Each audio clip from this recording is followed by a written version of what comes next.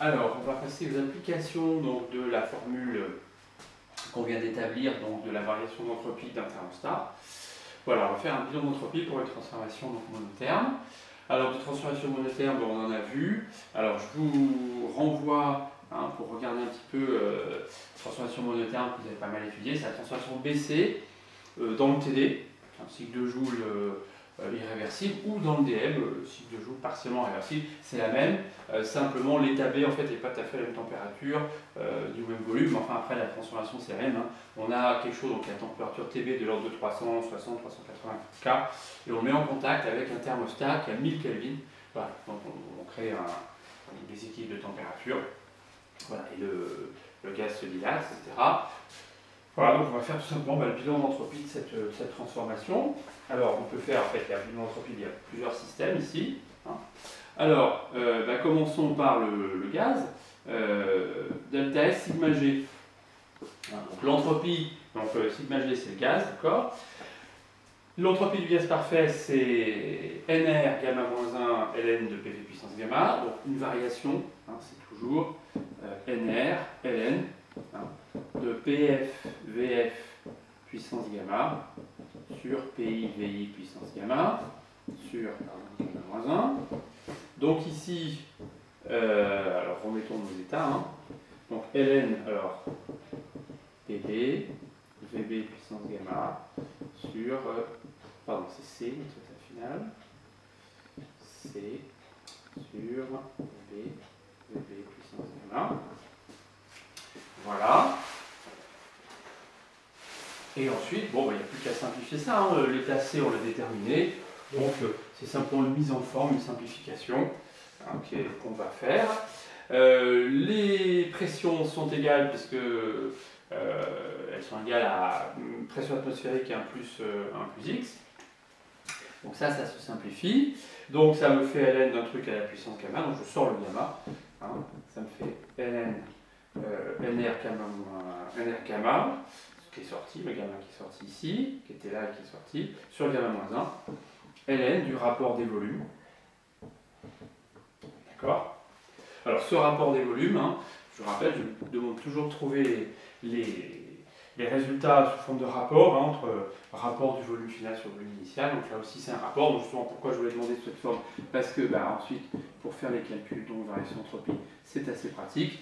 Alors ici le rapport des volumes, en fait c'est le rapport des températures, puisque je rappelle on a PV égale nRT, PV égale nRT dans l'état B dans l'état C. Les pressions sont les mêmes, donc le volume est proportionnel à la température en fait. Voilà. Donc ça nous fait ln de, alors Tc c'est T1, c'est la température de la source, divisé par Tb. Voilà donc pour cette variation d'entropie. Alors maintenant on peut faire l'application numérique. Si on se met dans le cadre du TD, la température, vous voyez, Tb c'était 386 K. Ici, donc dans le cas du TD, 386, et dans le cas du TM, mais sûrement vous avez 366. Voilà, bon, en tout état de cause, ça ne va pas changer fondamentalement le résultat. Voilà, et ici, donc à deux chiffres, ça fait 1,1 kJ par Kelvin. 1,1 kJ par Kelvin. Voilà, alors, bilan d'entropie. Alors maintenant, justement, le bilan d'entropie du thermostat. C'est la nouvelle formule qu'on va exploiter. Alors, on a notre formule, moins transfert thermique, donc reçu par sigma de la part du thermostat, divisé par température, j'ai mis un indice, du thermostat. Voilà, donc vous appliquez la formule, vous donnez la formule, voilà, je montre ça à chaque fois évidemment. Alors, ce transfert thermique, on l'a calculé juste avant, alors, on l'a calculé dans la question précédente. Il fait donc moins NR gamma sur gamma-1 T1 moins TB.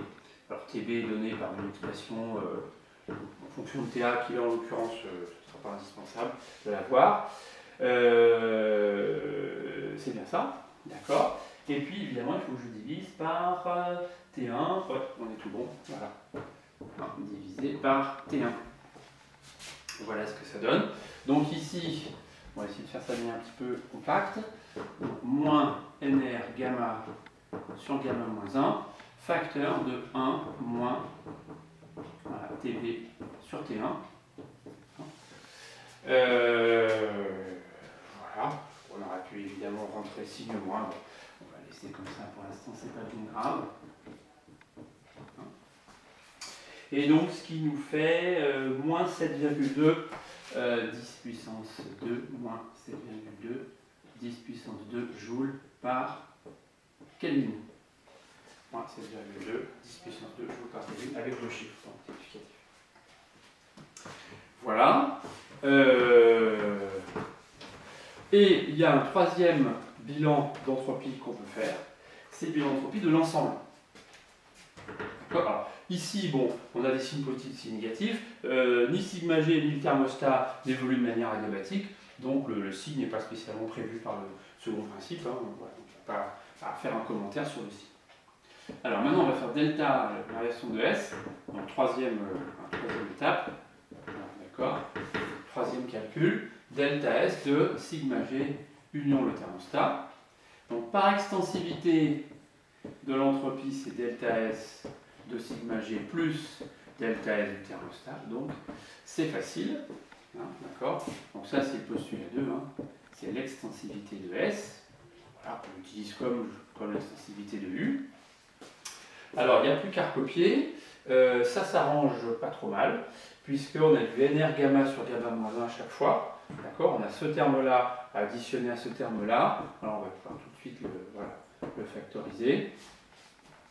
Alors ça me fait ln, c'est ici en fait le résultat, NR gamma c'est ln de T1 sur TB, ln de T1 sur TB, plus, alors plutôt moins 1 plus TB sur T1.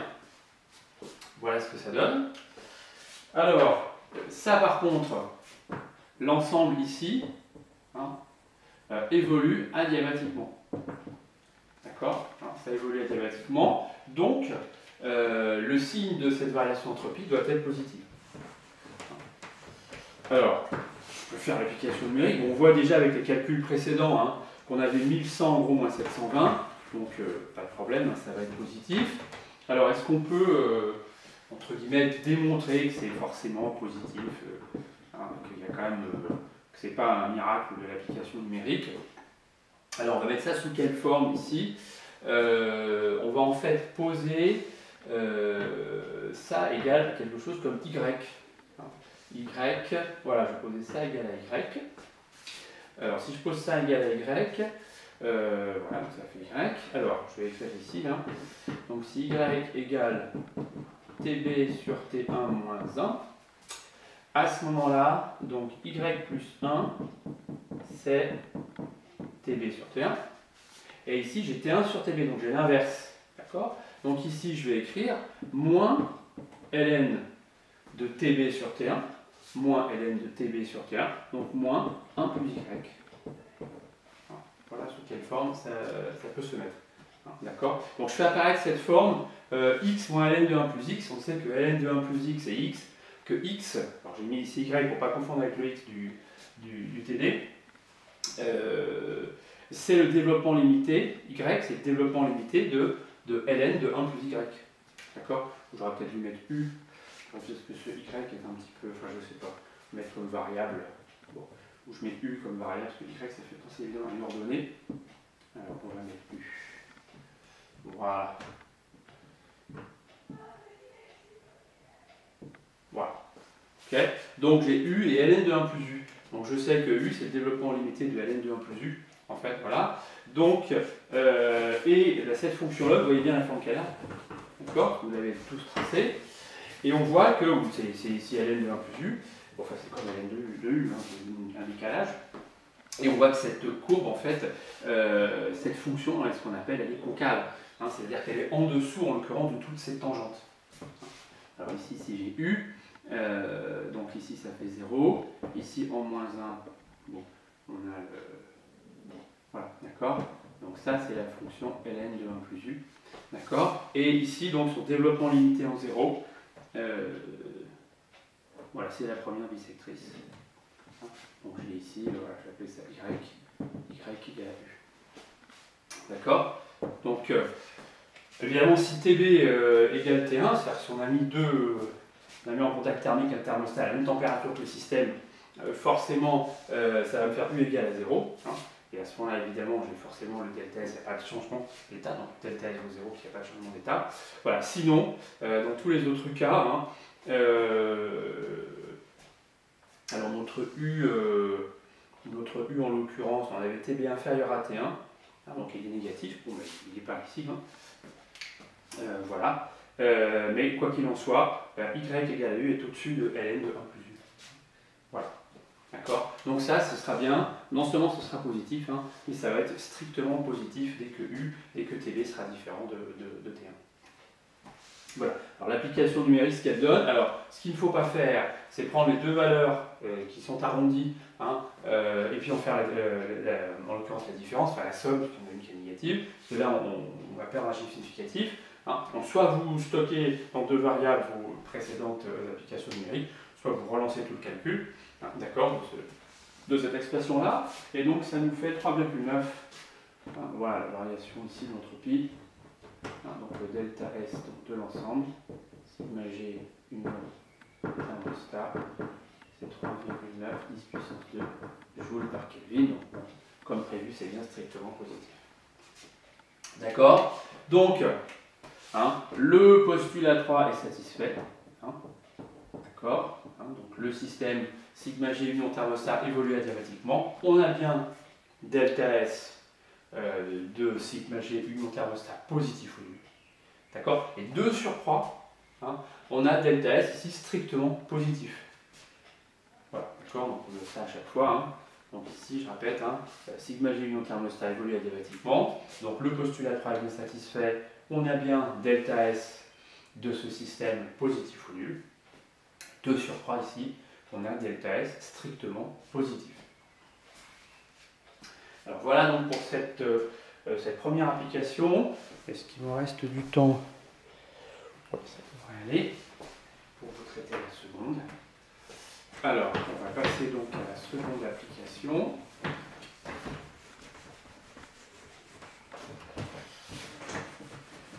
On va étudier une transformation donc isotherme réversible. Donc on avait fait ça. Alors on suit dans le paragraphe, je ne sais plus si c'est grand 2 ou si c'est grand 3. Je vais peut-être le grand 2. 2, 3. Donc transfo isotherme réversible. Alors on n'en a pas vraiment beaucoup, on n'a pas vraiment vu en TD. Alors c'était le paragraphe, hein, c'était le paragraphe 5.2 du cours sur le premier principe. Donc on a toujours une transformation monotherme si vous voulez. Hein. Si on se remet, mais voilà, c'est toujours le même système que ce que j'ai dessiné, il faut toujours le voir un peu comme ça. Voilà. Hein. Simplement ici, donc la transformation elle va être réversible. Hein. Donc ici, donc j'ai sigma G. Là, l'ensemble, voilà, on suppose toujours que ça évolue adiabatiquement. Ensemble. Hein. Ici, j'ai un transfert donc, thermique entre le thermostat et sigma G. Et là, ici, donc j'ai différentes forces. Hein. Donc je peux avoir la pression atmosphérique, par exemple, sur le piston ici, qui mobile son traitement, et puis la main qui pousse. Hein. Ou si je bascule ça verticalement, on a toujours la pression atmosphérique, et puis on pose des petites masses, d'accord, DM, voilà, de manière à faire une transformation donc, au moins quasi-statique. Donc pour que ça soit quasi-statique, évidemment, hein, on l'avait vu, hein, il faut que TI, la température initiale de sigma G, vaille TTH. Voilà, ça, ok. Il faut bien sûr qu'initialement on ait l'équilibre mécanique du piston, il n'y a pas de taquet ni rien. Voilà.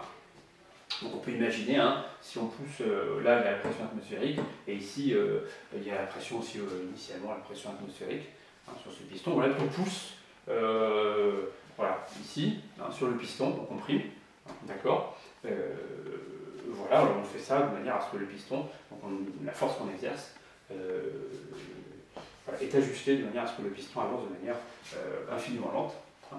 Et à ce moment-là, donc, on a quasi-équilibre mécanique du piston, donc on a bien une transformation donc réversible. Hein. Voilà. Sinon, je répète, même chose, on pose des masses dm infinitésimales. On a la même chose, et donc il faut démarrer avec un état d'équilibre entre le thermostat et sigma G, c'est la moindre des choses, sinon ce ne sera pas réversible. Voilà, alors on va toujours faire notre bilan d'entropie. Alors, bilan d'entropie de sigma G. Alors, on va faire le bilan d'entropie entre un état, comme c'est quasi statique, hein, on peut chercher l'entropie d'un état intermédiaire, d'accord? Donc, voilà, entropie de sigma G dans un état E intermédiaire quelconque, moins l'entropie de sigma G donc, à l'état initial. Voilà, donc sigma G c'est un gaz, parfait. Donc, j'applique la formule. Ln sur gamma moins 1, ln de PV puissance gamma. Donc si c'est une différence dans le log, différence d'entropie, dans le log ça se retrouve comme un rapport. Hein. Donc ici je vais noter PV puissance gamma, donc ça c'est le P de l'état E et le V de l'état E, divisé ici par PI, VI puissance gamma. Voilà. Ok. Alors, on avait... Voilà ce qu'on a. Alors attention ici, évidemment, on n'a pas une transformation adiabatique, hein, donc ça n'est pas la loi de Laplace qui s'applique. Hein.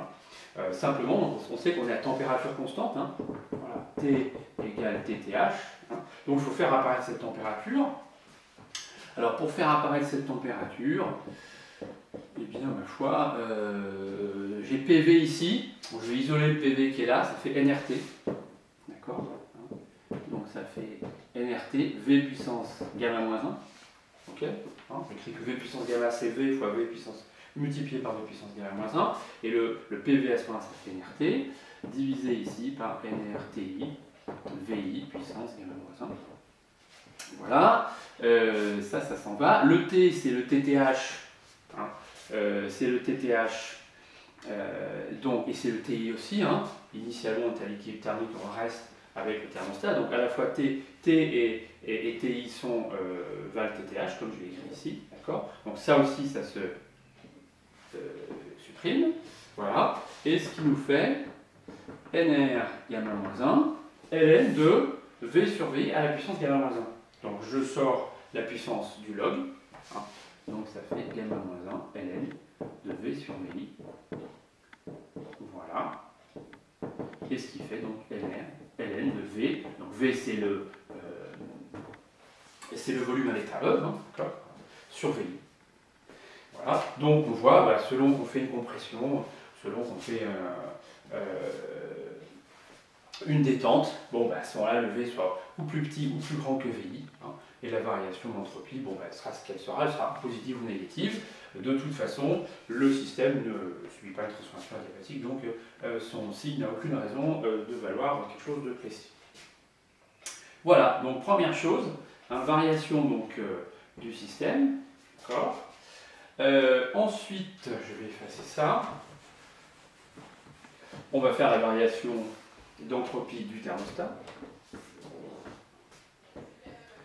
Et on applique notre formule. Voilà, moins transfert thermique reçu par sigma ou par sigma G. Voilà, de la part du thermostat, divisé par la température du thermostat. Alors, il faut qu'on se rappelle un petit peu, ça on avait fait le calcul. Hein. Si on applique le premier principe à sigma G, ou à sigma, hein, enfin on applique à sigma avec le piston et puis ensuite on l'enlève, ça fait delta U sigma G. Alors ça vaut 0 parce que c'est isotherme. Hein.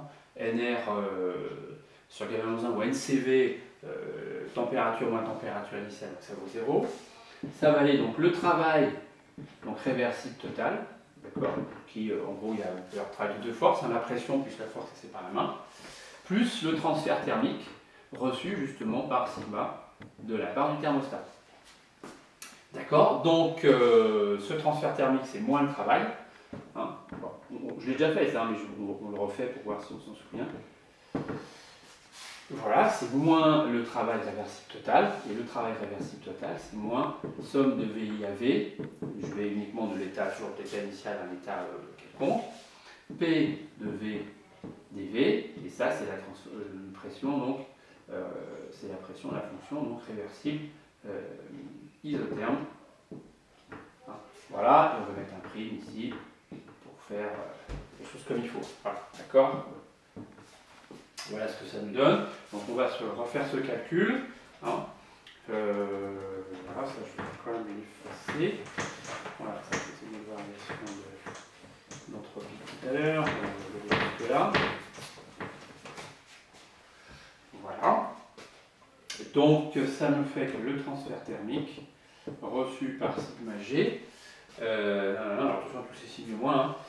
Voilà, ça me fait ça. Alors somme de VI à V. Alors la pression ici, c'est pas comme dans l'adiabatique réversible, c'est assez facile puisque j'applique PV égale NRT. Hein. Donc P, ça fait NRT, donc T c'est TTH, hein, divisé par V', dV'. Voilà, ce qui me fait somme, je ne peux pas mettre la somme, hein, ça me fait NR, donc TTH. Il me reste donc l'intégrale de 1 sur V', hein, voilà, donc ln de V sur V. Voilà. D'accord. Donc ça c'est la chaleur reçue par sigma g. Hein. Le fait qu'elle soit positive ou négative, on l'avait interprété. Hein. Donc je me rappelle un petit peu. Je l'avais interprété de la manière suivante. Hein. Si la transformation était adiabatique, hein, si on comprime, on chauffe le gaz en fait. D'accord. Donc comme elle n'est pas adiabatique, le thermostat ramène, si vous voulez, la température du système toujours à la même valeur. Hein. Et donc si on comprime, normalement adiabatiquement on chauffe, donc il faut que le thermostat pompe de la chaleur du système pour le ramener à sa température. D'accord. Donc la chaleur reçue, elle doit être négative. Hein. On voit que si V est inférieur à VI, si le système est comprimé, ça c'est négatif. C'est-à-dire qu'en fait il y a un transfert thermique qui se fait, hein, dans le sens système thermostat. Voilà. Alors, renseignement encore, hein, delta S thermostat, c'est l'opposé de ça. Si j'utilise donc cette formule qui est ici, ça fait moins NR TTH ln de V sur VI divisé par TTH. Voilà, ce qui me fait moins NR ln de V sur VI. Voilà la variation d'entropie du thermostat. Il ne me reste donc plus qu'à donner la variation d'entropie. Alors ici on avait la variation d'entropie du système, on va la garder.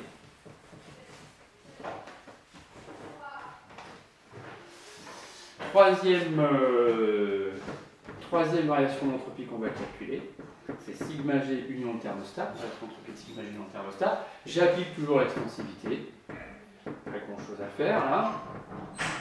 D'accord, hein. Toujours donc, par extensivité de S, et puis je recopie les résultats précédents. Hein.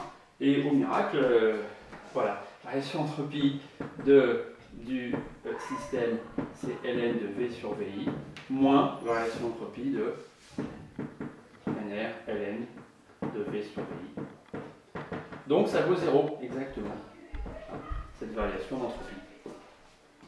Alors, bilan ici, sigma g union thermostat, il subit une transformation adiabatique, d'accord? Donc sa variation d'entropie doit être positive ou nulle.